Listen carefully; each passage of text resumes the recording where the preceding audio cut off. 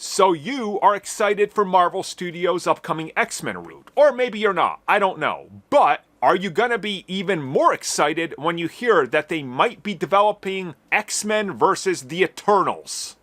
Well, I guess that's one way to save the Eternals. Sure.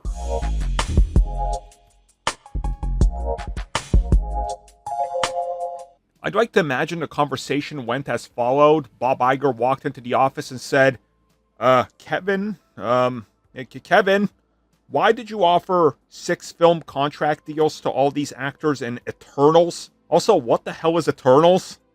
It was a tax write-off.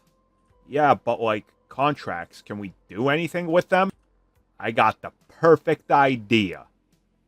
X-Men are gonna fight them. Okay, so here's the latest update. So, per brand new reports, Marvel Studios is working on adapting AXE Judgment Day. Now, if you're not familiar with this, I don't blame you. This is a more recent comic book storyline from 2022, and it revolves around the Avengers, the X-Men, and the Eternals.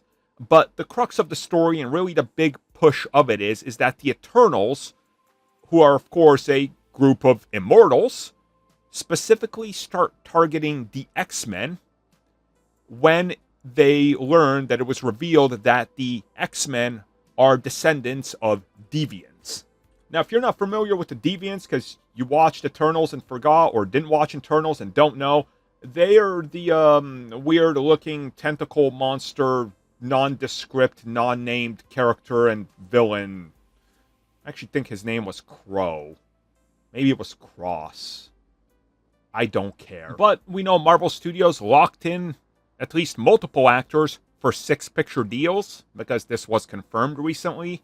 And so, by all accounts, they want to do something with the Eternals, because we know their sequels were canceled, and their giant film that was going to be Celestial's End of Time was also pulled from announcements after the film hit. So, they got to do something with them. Now, what happens in that comic is that the actual Celestials, you know, those giant creatures, beings, things, like the ones sticking out of the planet, yeah, they factor heavily into this story. And if you really think about it, they got an opportunity here to reframe the Eternals and bring them back in an interesting way. Sure, their film isn't going to really move units, and a sequel, I assume, would bomb, but if you put them as villains to X-Men and some Avengers in an upcoming film, that sort of recontextualizes everything and makes them, in my opinion, a little bit more interesting, because it's like, oh, now they feel responsible to wipe out the X-Men because they're descendants of deviants. Okay, like, there's something to this. Now, here's the sad truth. The Eternals aren't going to really matter. Who's going to go, oh man, I really want to see the X-Men, and what's really going to push me is the Eternals? Nobody. Literally nobody. People want to see X-Men because they want to see familiar things like Sentinels and mutants like Magneto and the Brotherhood. I think Eternals versus X-Men would hurt the X-Men more than it would save the Eternals.